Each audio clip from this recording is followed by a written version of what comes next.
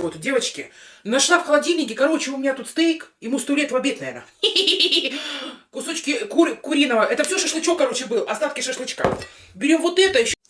Женщина поймет только женщина, понимаете, когда ты должна выдумать, что приготовить, что собрать, понимаете, зачем оно надо, объясните мне.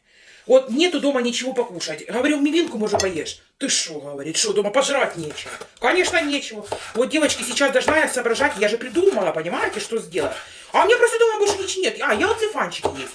Яичечки є. Все. Більш нічого в мене вдома нема. Ну щось треба йому зробити. Буде голодний, то буде пиздить на мене, понимаете? Дівчата?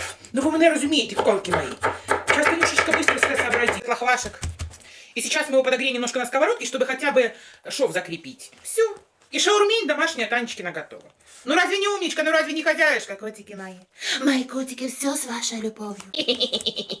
Посмотрите, какая шаурмень. Ну разве это не красота? Ну, это я. Учитесь, пока Танечка жива. Люблю вас.